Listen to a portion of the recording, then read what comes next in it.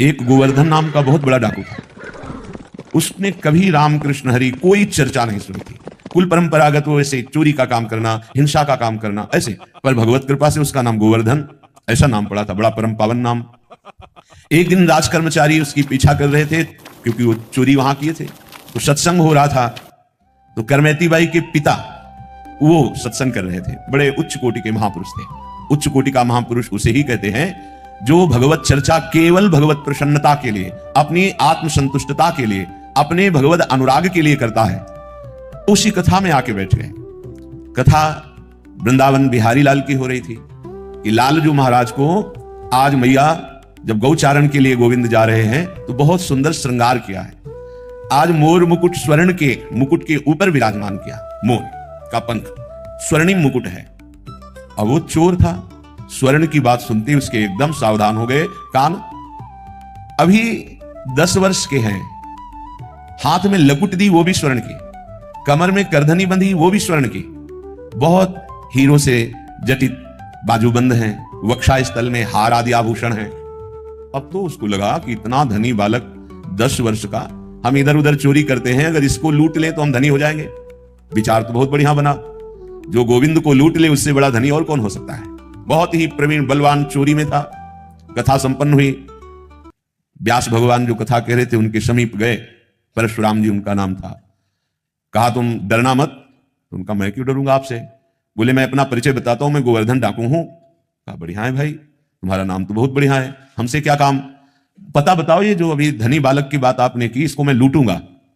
बड़े प्यार से देखा उनका, हो भगवान की कृपा हो गई, इस जीव पर भगवान की कृपा। बोले भाई तुम्हारी क्या ताकत है, बड़े से बड़ा कोई डाकू उनको नहीं लूट सकता। तो उन्होंने कहा तुम हमें जानते नहीं, एक बार अगर हम ठान ले तो निश्चित हम उसे लूट लेते हैं। तो उनका ऐसा कोई बलवान ही नहीं हुआ कि हम जिनकी बात कर रहे हैं उनको लूट ले।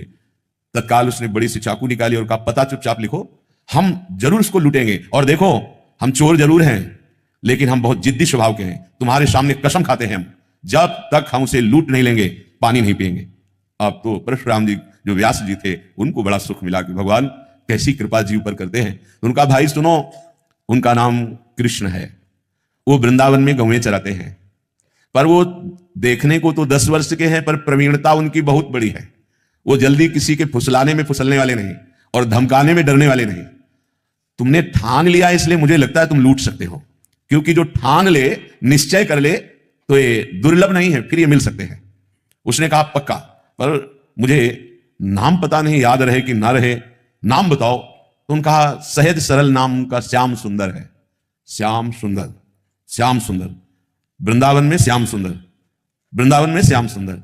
ए भजन बनने लगा। देखो सत्संग का प्रभाव देखो। भगवत मिलने के लिए कमर कस ली, भगवान का साक्षात्कार करने के लिए अनजाने में शपथ खा ली, जब तक देखूंगा नहीं पानी नहीं पीऊंगा। जब चलने लगे तो परशुराम जी ने कहा भाई आखिरी उपाय मैं बता देता हूं, जब तुम्हारा बल ना चले तो देखो हम अभी हम लाते हैं हमारे घर में ठाकुर को भोग लगाने के लिए माखन मिश्री है, और उसको ये बहुत प्यारा है माखन मिश्री। जब वो तुम्हारी घुड़की से तुम्हारी चतुरता से ना लुटे तो फिर प्यार से तुम उसे लूट सकते हो। ये माखन मिश्री खवाना और लूट लेना। हाँ ये बात तो ठीक है, माखन मिश्री भी रख ली। पैदल वहां से चला वृंदावन के लिए। वृंदावन श्याम सुंदर, वृंदावन श्याम सुंदर। कैसी भगवान की कृपा होती है। नाम जब शुरू, नामी के धाम का स्मरण, और वही भावना करता जा रहा है। ऐसा मुकुट पहने थे, ऐसा हार पहने थे, ऐसी बाजूबंद थी, ऐसी करधनी, ऐसी, ये सब हमको लूटना है। बड़ा प्रसन्न, पानी भी नहीं पिया। अब जब वृंदावन में आया, अब वो पूछता है कि श्याम सुंदर यहाँ गौएं कहां चराते हैं। लोगों ने समझा बावरा है, पागल हो गया है, क्योंकि वो तो द्वापर में भगवान प्रकट हुए थे, वो लीला की थी गौएं चराने की। अब इस कलयुग में कहां ऐसा। तो किसी ने ना तो परिचय बताया, उसको लगा गौएं तो कहीं जंगल में चराते होंगे। तो ब्रजमंडल में जहां जहां लता पता वृक्षों के समुदाय, वहां देखता तो गौएं दिखाई देती, पर वहां कहीं जैसा परिचय बताया था वैसा गोप चरवाहा नहीं दिखाई देता। प्यास से व्याकुल, भूख से व्याकुल, लूटने का दृढ़ संकल्प, पुकारा श्याम सुंदर, श्याम सुंदर। कोई आर्त भाव से भगवान को पुकारे तो भगवान एक ही नाम में प्रकाशित हो जाते हैं। हार गया ढूंढते ढूंढते, लूटने की कसम खाई है, अगर नहीं मिले तो पानी भी नहीं पीऊंगा, प्राण भले त्याग दूं।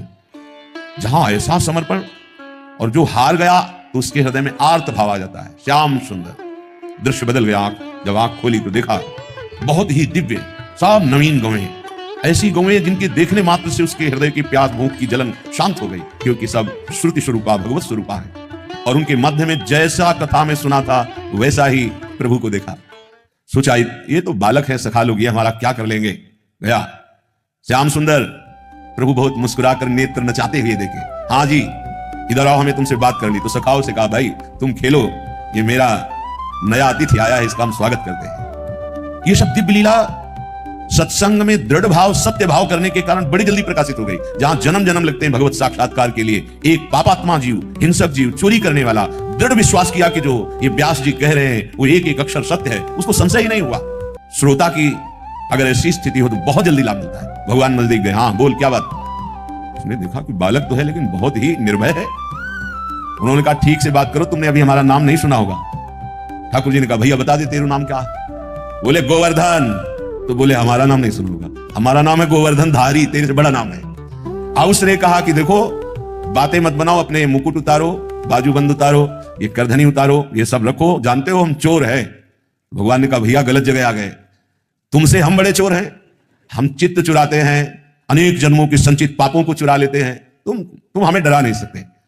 उसको बहुत प्यास भी लगी थी, भूख भी लगी थी। उसने सोचा कि आखिरी वाला दांव, ये बहुत प्रवीण बालक है, जैसा पंडित जी कह रहे थे कि भयभीत भी नहीं होगा और फुसलाने में आ सकता है। अब तो माखन मिश्री निकाली और कहा लाला एक माखन मिश्री खा लो। प्रभु ने देखा, अच्छा तो मुझे माखन मिश्री पकाना चाहते हो। ये माखन मिश्री उन महाभागवत के कर कमल द्वारा भावना से दिया हुआ था। प्रभु ये जीव भटका हुआ है, ये सत्संग से प्रभावित होकर आपकी तरफ चला है, नाथ ये भेंट स्वीकार कर लेना।